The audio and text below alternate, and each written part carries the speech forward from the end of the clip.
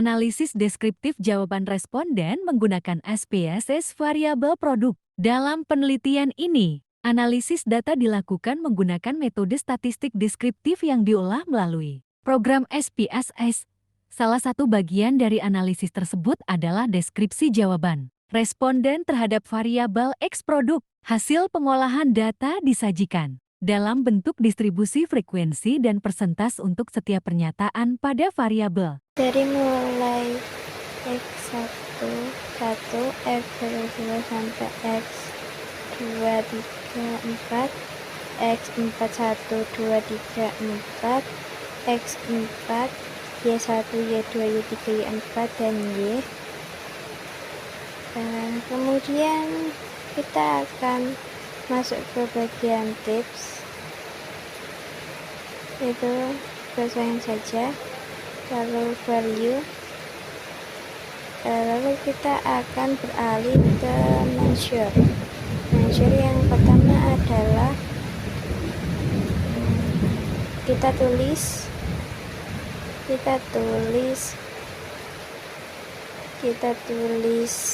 T sangat tidak setuju. Kita tulis, habis itu kita N, muncullah di situ.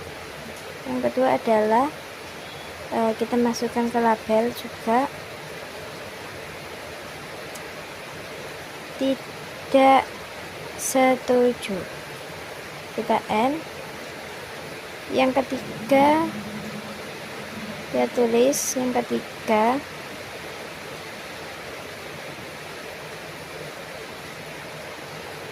ketiga adalah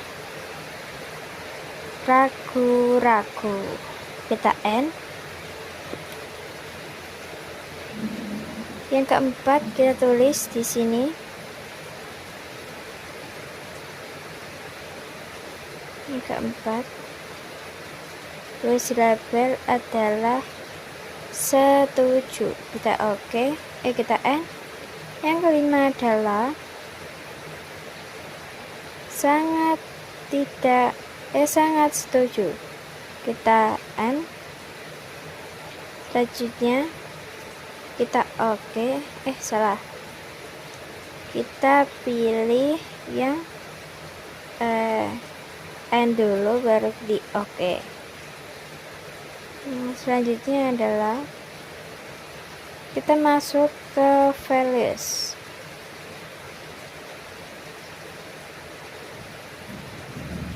Kita salin sini secara otomatis ya teman-teman.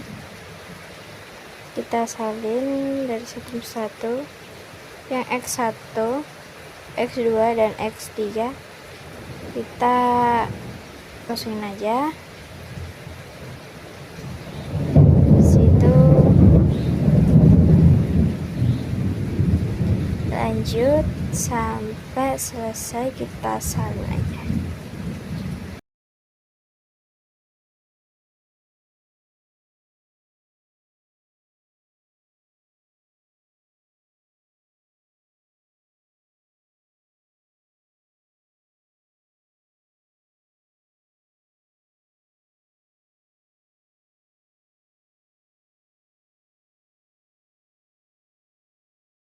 Setelah itu kita ambil measure, kita tekan yang X1.1, kita pilih yang ordinal. Setelah itu kita salin sampai Y4. Ini salah ya teman-teman.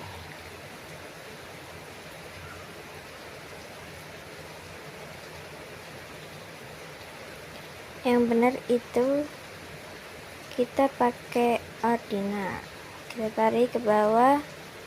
Habis itu kita Ctrl V teman-teman. Setelah itu yang bagian X1, X2, X3, X4, dan Y, kita pilih yang sense.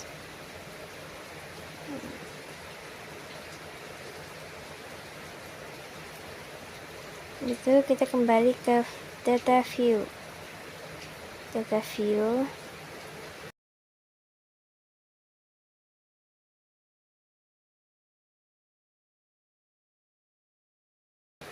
kembali ke Excel.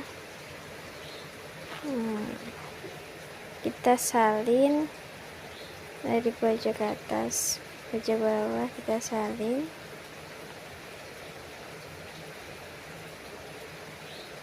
Kita pojok atas yang satu.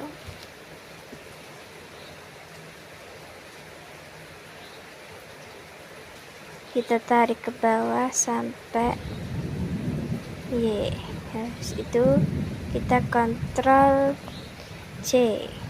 Habis itu kita letakkan cursor kita ke pojok. Habis itu kita letakkan itu Ctrl V. Udah ya teman-teman. Lanjut, kita masuk, kita simpan dulu ya data kita di data aku sendiri. Kita pilih yang folder baru aja, folder baru. Habis itu kita ubah namanya menjadi Naili Zulfa. Statistika. Oke, kita lanjut, kita save ya teman-teman. Nah, ini udah save ya teman-teman. Selanjutnya kita beralih ke analisis data. Kita letakkan cursor kita ke deskriptif statistik. Kita ambil yang font size. Ini tampilannya teman-teman. Kita letakkan cursor kita X1.1, kita pindahkan ke validitas. Kita masukkan dari mulai X1, lanjut X2, X1.1, X2.2, X3.3, X1.4. Yang X1 kita tetap aja ya teman-teman, tidak usah dipindah karena yang kita butuhkan bukan dari jumlahnya, melainkan dari data yang kita peroleh. Nah, kita salin pindahkan satu persatu ke dalam variabilitas. Kita pindah satu-satu ya teman-teman.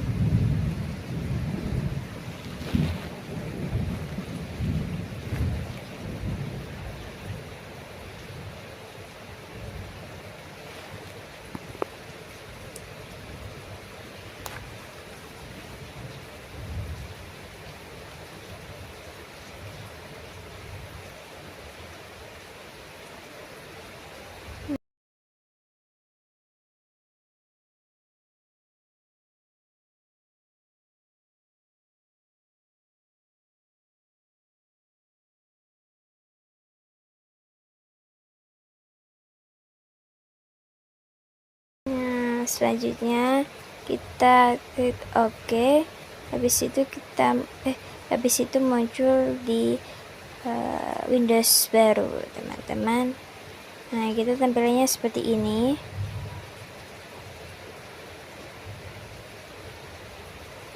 Nah, dari mulai X1.1 sampai Y4. Nah, seperti itu teman-teman.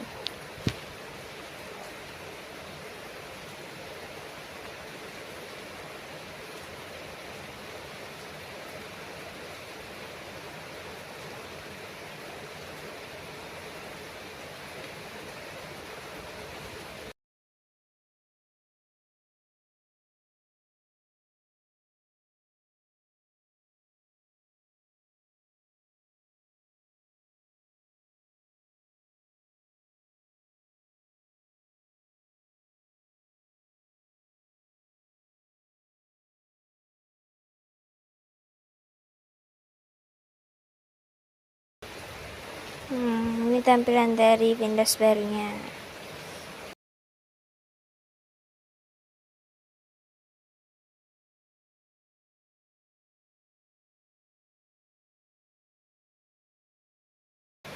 Habis itu kita lanjut di database view. Kita masuk ke analisis, view, dan berarti continuous.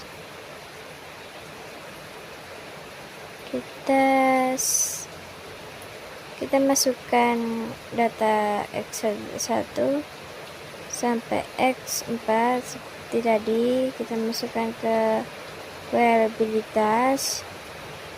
Ini kita untuk mencari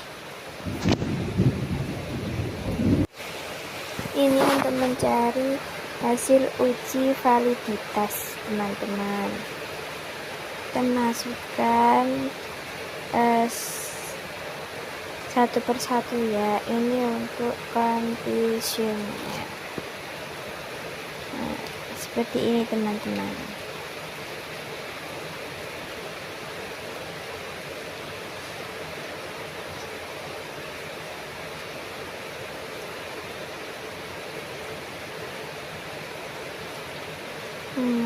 Ini untuk X1, data X1 tidak 1 sampai X1 nya dari mulai itu yang dimasukkan dari tab hasil uji validitas itu. Untuk R hitungnya kita ambil dari pojokan atas, yaitu 741 seperti itu. Untuk seterusnya X1.2 nya saya juga seperti itu. Berarti X1.2 nya R hitungnya berjumlah 0,781. Nah, seperti itu dengan rumusan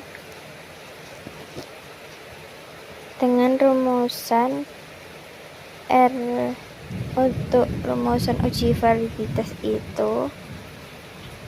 Jadi sebaiknya dilakukan pada setiap butir pertanyaan yang diajukan. Jadi hasil R hitung dibanding R tabel, di mana df itu sendiri n-2 dengan signifikan 5%. Apabila hasil yang diperoleh R hitung lebih besar daripada R tabel, maka instrumen tersebut valid dalam melakukan uji validitas ini. Berarti valid ya, teman-teman. Untuk ini seperti itu. Selanjutnya, teman-teman, kita akan mencari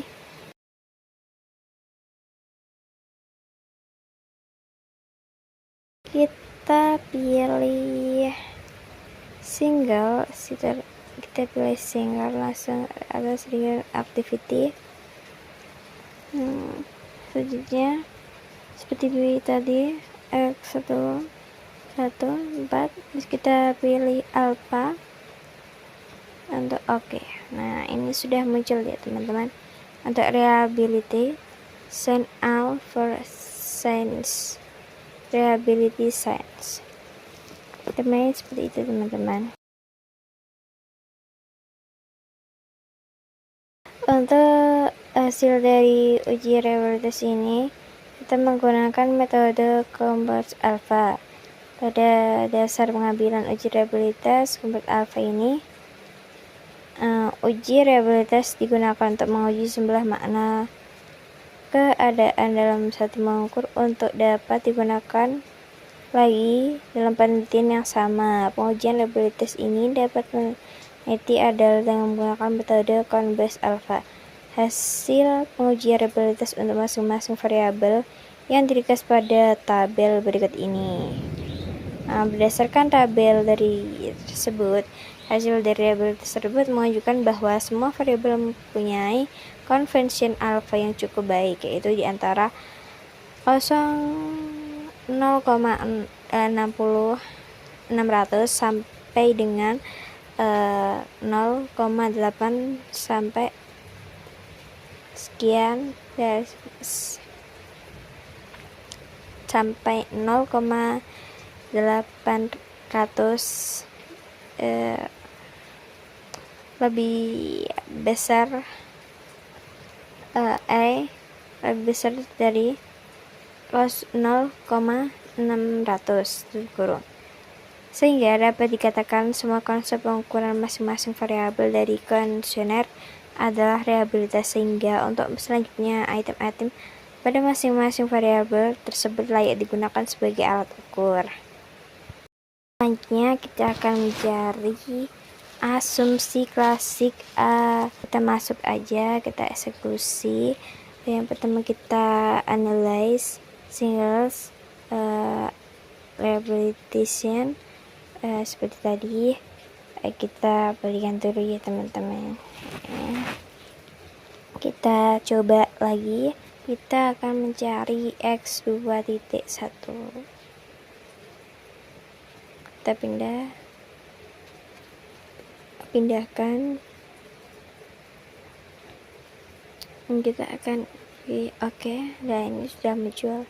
Ini yang x2.1 sampai x2. Seperti ini teman-teman, hasil dari reliability stance. Yang ketiga kita akan mencari, yang keempat kita akan mencari uji normability asumsi klasik. Yang bagian adalah uji normability probability plot.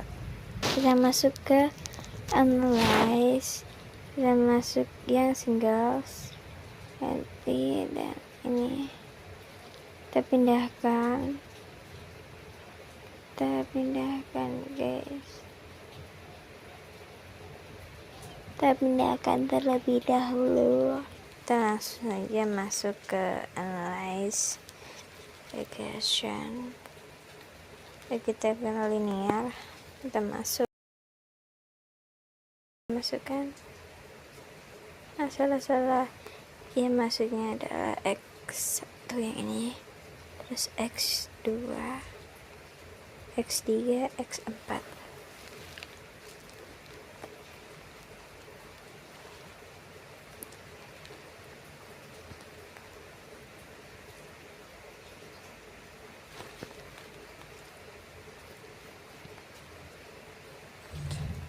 Selanjutnya kita klik yang bagian plots. Kita normal bagi plot, itu adalah continue, lalu oke. Di sini kita sudah terdapat normal, PDB plot, dan ratio. Selanjutnya kita akan mencari uji asumsi klasik dari uji normability Smirnov. Jadi uji normability Smirnov merupakan bagian dari uji asumsi klasik. Uji normability bertujuan untuk mengetahui apakah nilai residual ini berkontribusi normal atau tidak. Menurut regulasi ini, yang baik adalah memiliki nilai-nilai residual yang berkontribusi normal. Dasar pengambilan keputusan, jika nilai signifikan lebih kecil daripada 0,05, maka nilai residualnya berkontribusi normal. Yaitu sebaliknya, jika tidak nilai signifikan, maka nilai residual tidak berdistribusi normal. Ini bertujuan untuk menguji apakah dalam model regresi ini variabel mengganggu atau tidak memiliki distribusi normal. Dan berdistribusi normal akan membentuk pada suatu garis yang diagonal, dan plotting data residual yang akan dibandingkan dengan garis diagonal. Jika distribusi data residual normal, maka garis yang menggambarkan data sesungguhnya akan mengikuti garis diagonalnya. Uji normabilis yang dilakukan dengan menggunakan teknik statistika Komarov dan Smirnov menyatakan berdistribusi normal pada grafik normal Q&A. Potensi grafik tersebut dapat pada gambar hasil uji normabilisnya yang kita eksekusi ini, teman-teman. Selanjutnya kita akan mencari analisis data. Yang pertama adalah uji hipotesis, analisis regional linear berganda. Analisis linear berganda dengan SPSS dan analisis regional berganda bertujuan untuk mengetahui atau tidaknya pengaruh dua atau lebih variabel bebas atau X terhadap variabel terikat atau Y. Uji T bertujuan untuk mengetahui ada atau tidaknya pengaruh parsial sendiri yang diberikan variabel bebas X terhadap variabel terikat Y. Uji F bertujuan untuk mengetahui ada atau tidak perubahan simultan bersama-sama yang diberikan variabel bebas atau X terhadap variabel terikat atau Y. Konvensi terminasi terfungsi untuk mengetahui beberapa persen pengaruh yang diberikan variabel X secara simultan terhadap analisis. Jadi analisis regional ini berganda untuk menggunakan uji kebenaran hipotesis yang diajukan dalam penelitian ini, yang modelnya sebagai berikut: Y sama dengan A plus B1 X1 plus B2 X2 plus B3 X3 plus B4 X4.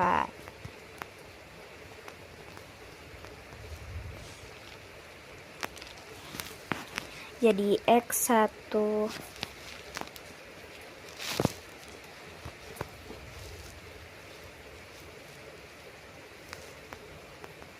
ya tingkat penjualan, X1 produk, X2 berarti harga kembali yang tertera pada persoalan kali ini.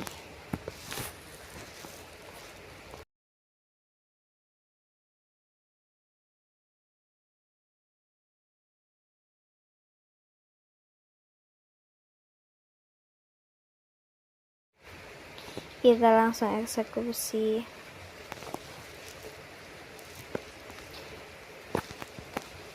Dari analyze kita kembali ke mapping and analysis, kita pilih yang linear dialogues yang paling bawah, kita pilih yang smallest comments, kita masukkan data organisis, kita letakkan di basis text variable loads. Kita centangnya normal, lalu oke. Nah, di sini sudah muncul titik baru. Ambil seperti ini.